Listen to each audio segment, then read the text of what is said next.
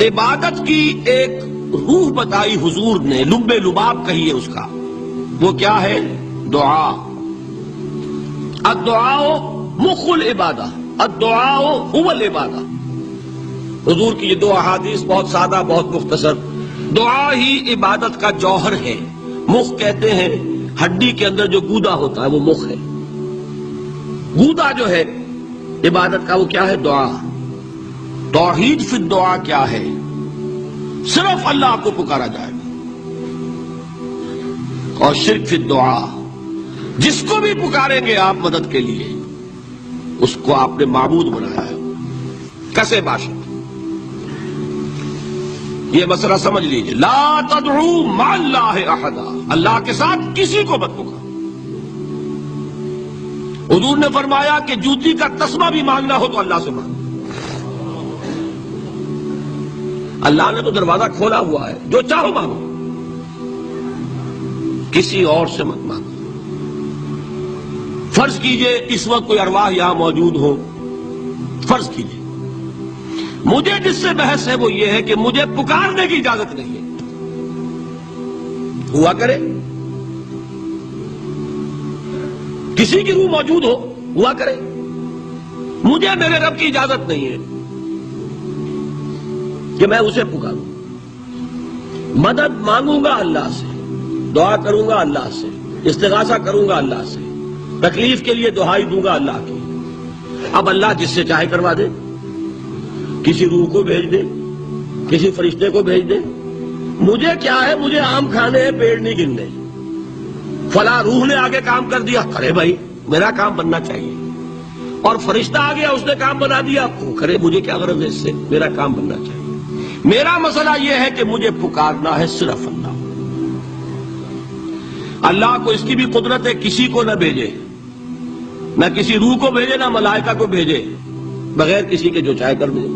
اللہ کا مرضی ہے، وہ چاہے کسی روح کو بھیج دے، کسی فرشتے کو بھیج دے، مجھے اس سے غرض ہی کوئی نہیں۔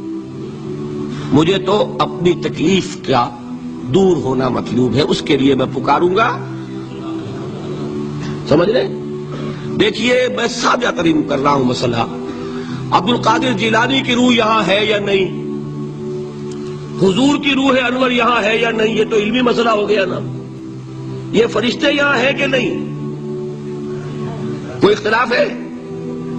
میں پکار سکتا ہوں اسے کہ بھائی ذرا میرا کام کر دینا ہے؟ یہ کروں گا تو شرک۔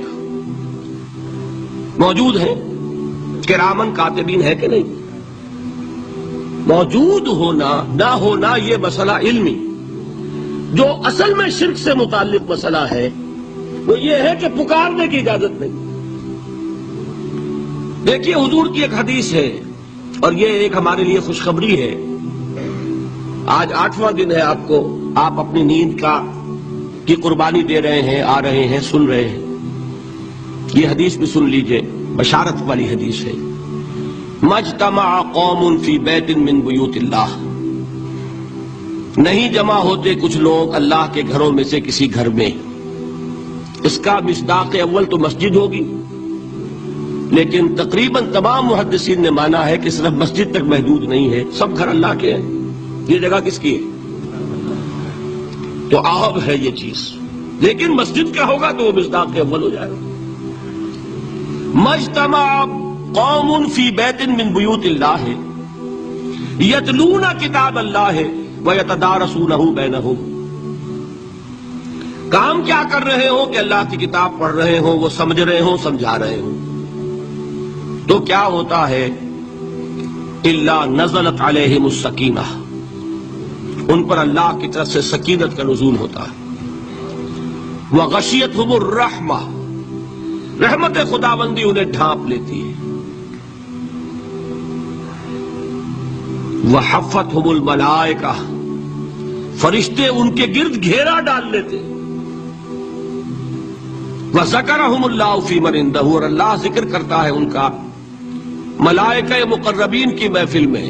دیکھو تم کہتے تھے یہ انسان بڑا گھٹیا ہے، میرے وہ بندے اس وقت میرے گھر میں جمع ہے صرف میرے کلام کو سمجھنے کے لیے۔ اللہ فخر کرتا ہے، ذکر کرتا ہے اللہ اس محفل میں فی من اندہو